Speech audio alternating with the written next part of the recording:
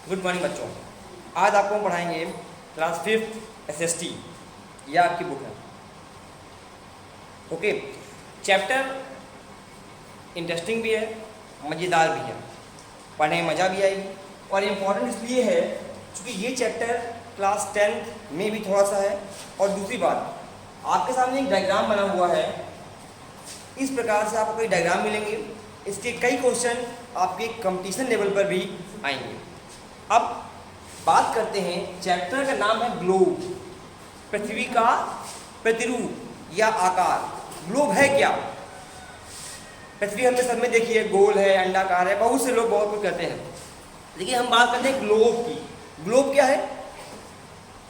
आप लोगों ने ऑफिस में देखा होगा, ऐसे तो कहीं रखा होता है, गोल गोल सा होता है, एक डंडी ऊपर लगी होती है, एक नीचे लगी होती है, फिर एक स्टैंड बना होता है और फिर एक स्टैंड पे पूरी प्रकार से रखा होता है। यही तो है ग्लोब।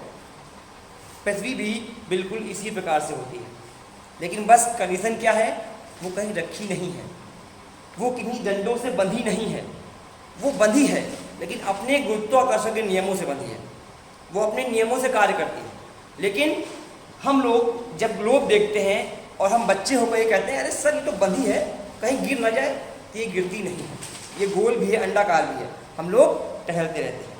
तो आज हम बात करेंगे ग्लोब की। पहले ग्लोब क्या है? ग्लोब पृथ्वी का एक प्रतिरूप है जो हमें पृथ्वी के बारे में जानकारी आसानी से दे देता है। जिस प्रकार से आप देखिए, ग्लोब में दो ध्रुव होते हैं, दो पॉइंट हैं, एक बिंदु ऊपर का है, एक बिंदु यहाँ ऊपर दिखाई दे रहा है और दूसरा बिंदु आपका नीचे दिखाई दे रहा है। बस सिंपल सी बात है, जो बिंदु ऊपर है उसे कहते हैं उत्तरीय, या हम लोग ये भी कह सकते हैं कि इस ग्लोब में दो ध्रुव हैं, एक ये ध्रुव है और एक ये ध्रुव है। जो बिंदु ऊपर है इसे बोलते हैं उत्तरी और ध्रुव मतलब पोल, नॉर्थ पोल। जो बिंदु नीचे है इसे बोलते हैं दक्षिणी या साउथ पोल। ओके, ये बात हो गई ध्रुव की। इतनी बात के बाद अब हम पढ़ेंगे कि ध्रुव जो हमारा ग्लोब है इसमें कुछ क्वालिटी होती है, इसके बीच से इसकी जगह जगह पे आपको कई सारी रेखाएं बनी हुई मिलेंगी। आखिर ये रेखाएं क्या हैं, कौन सी रेखा हमें क्या बताती है, कौन सी रेखा कहाँ से जाती है, हमें ये बताना है। ओके, तो अब हम आते हैं अपने डायग्राम पे। आपके सामने एक डायग्राम बना हुआ है जिसके माध्यम से इसमें कई सारी रेखाएं दिखाई गई हैं। चलिए शुरू करते हैं। पहली रेखा देखिए, आपको थोड़ा सा मोटे उसमें दिखी है, जिसको मैं दोबारा से मोटा कर दे रहा हूँ। इसको बोलते हैं भूमध्य रेखा या इक्वेटर।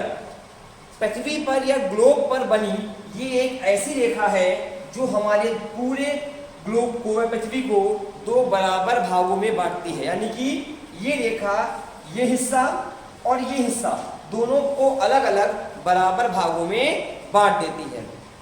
इसे बोलते क्या है? भूमध्य रेखा या इक्वेटर। क्या बोलते हैं इंग्लिश में? इक्वेटर। अब इसके ऊपर देखिए, इसके ऊपर दो रेखाएं बनी है, एक ऐसे बनी है और एक ये बनी है। ठीक, अब आप सोचते हैं सर दो रेखाएं बनी हैं, दोनों ही एक जैसी हैं, मगर दोनों का साइड भी अलग अलग है। इसका नाम देखिए, जो रेखा ऊपर बनी होती है इसे बोलते हैं कर्क रेखा या ट्रॉपिक ऑफ कैंसर, और जो रेखा नीचे बनी होती है इसे बोलते हैं मकर रेखा, ट्रॉपिक ऑफ कैप्रिकम, ट्रॉपिक ऑफ कैप्रिकम। इसके बाद आप देखिए, जैसा कि मैंने आपको आपके पहले फिगर में बताया था कि यहाँ पर दो ध्रुव या पोल होते हैं, ठीक उसी प्रकार देखिए यहाँ पर भी दो ध्रुव हैं। पहला क्या है?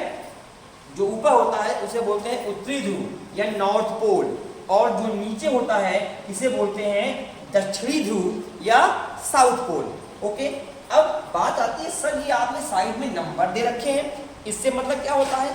तो नंबर का मतलब होता है, ये एक नंबर हमको बताते हैं कि हम किसकी बात कर रहे हैं। कभी कभी क्या होता है, पूछ देता है कि सर आप ये बताइए कि जो हमारी कर्क रेखा है इसका डिग्री कितना है, ये डिग्री में कहाँ आएगी? तो अगर कहीं पर लिखी है 23 राइट 1/2 नॉर्थ, क्योंकि भाई देखिए ये जो हमारी भूमध्य रेखा है, इक्वेटर है, इसके ऊपर का जो भी ये हिस्सा होगा इस पोल से लेकर ये जो हिस्सा होगा ये नॉर्थ में आएगा और ये जो बचा हुआ हिस्सा है ये साउथ में आता है। ओके, अब आपने देखा कि ये नॉर्थ में है इसीलिए 23 राइट 1/2 नॉर्थ में आएगा, ये साउथ में है इसीलिए 23 1/2 साउथ में आएगा। इस प्रकार से हमने देखा कि ये पूरा का पूरा हमारा ग्लोब तैयार है और इसमें क्या कहां से आता है। फिर से एक बार देखिए, जो रेखा बीचों बीच से आती है उसे भूमध्य रेखा या इक्वेटर बोलते हैं। जो रेखा भूमध्य रेखा के ऊपर होती है उसे बोलते हैं कर्क रेखा या ट्रॉपिक ऑफ कैंसर। और तीसरा, जो रेखा भूमध्य रेखा से नीचे आती है उसे बोलते हैं मकर रेखा या ट्रॉपिक ऑफ कैप्रिकम। उसके बाद सबसे अहम क्वेश्चन, आपको 3 रेखाएं मिली। अब क्वेश्चन ये आता है कि इन 3 रेखाओं में से भारत से होकर कौन सी रेखा जाती है, तो वो आती है कर्क रेखा। कौन सी रेखा आती है? कर्क रेखा एकमात्र ऐसी रेखा है जो भारत के 8 राज्यों से होकर जाती है। वो 8 राज्य कौन से हैं आपको आगे पढ़ाए जाएंगे। ओके, अब एक बात और देखिए, समझ लीजिए, यहाँ से जरा सी बात है। देखिए, जैसे जैसे हम लोग भूमध्य रेखा से दूर जाते हैं, मतलब क्या, अभी हम यहाँ बैठे हैं और धीमे धीमे टहल के हम यहाँ जा रहे हैं, तो जैसे जैसे भूमध्य रेखा से हम ध्रुव या पोल की तरफ जाते हैं तो हमें सर्दी लगती है। मतलब क्या, भूमध्य रेखा से दूर जाने पर और ध्रुव के पास आने पर ठंडक का एहसास होता है। क्यों? क्योंकि इन एरिया में ठंडक अधिक होती है और भूमध्य रेखा के पास सूर्य की किरणें सीधी पड़ती हैं, इसलिए यहाँ पर ज्यादा गर्मी रहती है। ओके, आगे नेक्स्ट वीडियो में देखिए। Once again good morning. आपने देखा होगा कि जब आपको कोई ग्लोब दिखता है, छोटा सा एक इस प्रकार से आपको मैं दिखाता हूँ अभी बुक में, ये देखिए, इस प्रकार से आपको एक ग्लोब दिखता है ना। आप यहाँ देख रहे हैं कि कई सारी लाइनें बनी हैं। देखिए, ग्लोब ऐसे बना होता है और उसमें कई सारी ऐसे और फिर ऐसे लाइनें बनी है ना। आखिर इन लाइनों में डिफरेंस क्या है? ये लाइनें क्या बोलते हैं, इन्हें क्या बोलते हैं, आखिर ये है क्या? तो देखिए, इनको समझने के लिए आपके सामने हमने 2 डायग्राम बना दी हैं। सबसे पहले ये देख लें कि इसमें दिशाएं हम पढ़ लें। हम लोग कभी कभी दिशाओं में भ्रम करते हैं। तो देखिए, दिशाओं में क्या होता है, इसको बोलते हैं ईस्ट, इसको बोलते हैं वेस्ट, ये नॉर्थ और ये साउथ। वही यहाँ पर east west north and south. अब बात करते हैं कि रेखाएं क्या होती हैं। कौन सी रेखाएं हैं? देखिए, कुछ रेखाएं इस प्रकार से पड़ी हुई बनी है, जैसे कि इसमें दिखाई पड़ रही है आपको। देखिए, कुछ रेखाएं जो इस प्रकार से बनी हुई हैं, ये देखिए, इनको बोलते हैं अक्षांश रेखाएं। क्या बोलते हैं? अक्षांश रेखाएं या लैटिट्यूड। हम कह सकते हैं कि जो रेखाएं पूर्व से पश्चिम की ओर पड़ी हुई और समांतर होती हैं तो उन्हें हम लोग अक्षांश रेखाएं कहते हैं। क्या बोलते हैं? अक्षांश रेखाएं बोलते हैं। और आपके अकॉर्डिंग जो अक्षांश रेखाएं होती हैं ये पूरे के पूरे ग्लोब में 180 अक्षांश रेखाएं होती हैं। उसके बाद देखिए, कुछ रेखाएं ऐसी होती हैं जो उत्तरी ध्रुव को दक्षिणी ध्रुव से मिलाती हैं, यानी कि हम कह सकते हैं कि ये खड़ी हुई होती हैं और उत्तर से दक्षिण की ओर अग्रसर होती हैं। अब इन्हें क्या बोलते हैं? इन्हें बोलते हैं देशांतर रेखाएं या लॉन्गिट्यूड। क्या बोलते हैं? देशांतर रेखाएं या लॉन्गिट्यूड। इनकी संख्या जो होती है वो लगभग 360 के आसपास होती है। इस प्रकार से हमने यहाँ देखा कि लॉन्गिट्यूड क्या होता है और लैटिट्यूड क्या होता है। आगे चलकर जब हम इनको और ज़्यादा पढ़ेंगे तो हम ये जानेंगे कि कैसे हमारी हवाओं पर, हमारे तापमान पर इनका असर पड़ता है। अभी जानना क्या है, जो रेखाएं पूर्व से पश्चिम की ओर या ईस्ट से वेस्ट की ओर लेटी हुई या पड़ी हुई होती हैं उन्हें बोलते हैं लैटिट्यूड या अक्षांश रेखाएं, और जो रेखाएं नॉर्थ पोल को साउथ पोल से मिलाते हैं इन्हें बोलते हैं देशांतर रेखाएं या लॉन्गिट्यूड। ओके,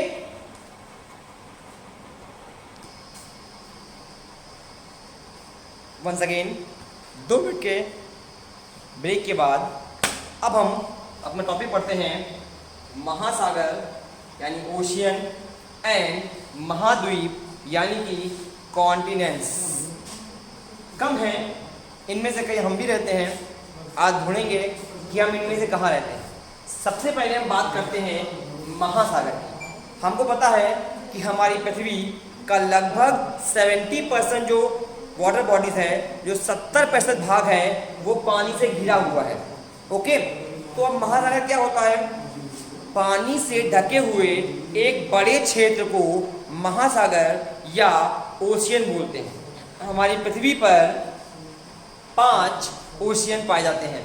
वैसे तो केवल 4 ओशियन हैं, लेकिन हम आज 5 पढ़ते हैं। पहला प्रशांत महासागर या पैसिफिक ओशियन, दूसरा अटलांटिक ओशियन, तीसरा हिंद महासागर या इंडियन ओशियन, आर्कटिक ओशियन या आर्कटिक महासागर, और उसके बाद दक्षिण महासागर द साउथर्न ओशियन। अब इतने सारे ओशियन दिए गए हैं और आपको जब इंडिया का मैप दिखाया जाएगा तो आपको बताया जाएगा कि कौन सा ओशियन कहाँ पाया जाता है, आपको हम दिखा भी देंगे। ओके, अब बात करते हैं ये 5 ओशियन होते हैं। सबसे बड़ा कौन सा होता है और सबसे छोटा कौन सा होता है? तो याद रखिए, जो हमारा प्रशांत महासागर है या आपका पैसिफिक ओशियन है, ये largest ocean in the world है। और उसके बाद जो हमारा आर्कटिक ओशियन है, ये हमारा smallest ocean in the world है। ओके, इस प्रकार से आपको बता दिए गए कि फर्स्ट ओशियन कौन सा है और सेकंड ओशियन कौन सा है। उसके बाद हम लोग बात करते हैं महाद्वीप की या कॉन्टिनेंट्स की। तो ऑब्वियस सी बात है, किसी भी जगह केवल 2 चीजें होती हैं, या तो पानी होगा या जमीन होगा। तो अगर पानी है तो वो एरिया महासागर में आता है, और अगर महाद्वीप है तो वो कहाँ आता है? मतलब कि पृथ्वी का ऐसा भूभाग, ऐसा प्लेस जो कि मिट्टी से बना है, जो कि सॉलिड है, उसे क्या बोलते हैं? कॉन्टिनेंट्स या महाद्वीप।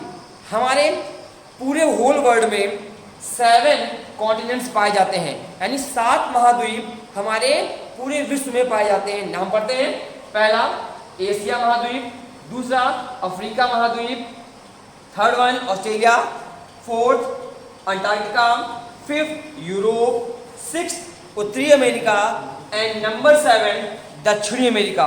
वंस अगेन, सबसे पहले एशिया महाद्वीप, नंबर 2 अफ्रीका महाद्वीप, नंबर 3 ऑस्ट्रेलिया महाद्वीप, नंबर 4 अंटार्कटिका महाद्वीप, नंबर 5 यूरोप महाद्वीप, नंबर 6 उत्तरी अमेरिका महाद्वीप और नंबर 7 दक्षिणी अमेरिका महाद्वीप।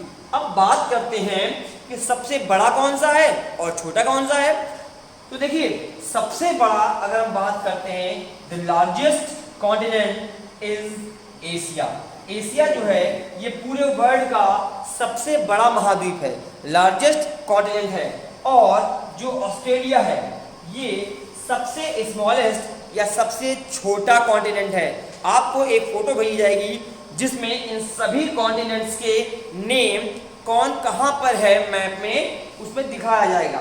अब समस्या ये है, सर अभी आपने कहा था कि इन्हीं में से कई हम भी रहते हैं, तो ये तो समस्या हो गई।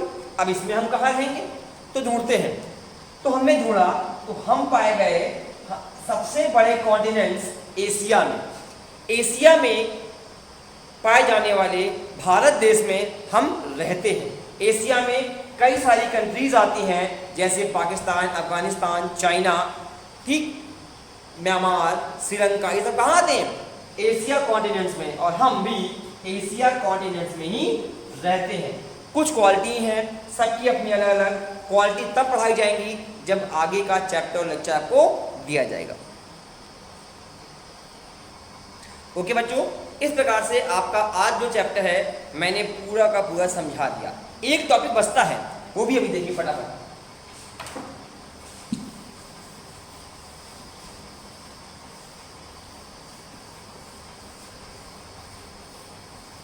एक टॉपिक बचा, ग्लोब तो हमने पढ़ा, एक आता है मैप। आखिर ये मैप या मानचित्र है क्या? ग्लोब और मानचित्र में अंतर क्या है? ठीक, अब अंतर क्या है? ग्लोब जो है ये पृथ्वी का हूबहू आकृति है, और मानचित्र जो है, मैप जो है, ये पृथ्वी का फ्लैट आकार है। मतलब क्या? इसमें हम पृथ्वी को एक वर्गाकार या आयताकार आकार में पढ़ते हैं। ठीक, ग्लोब इस प्रकार से बना होता है,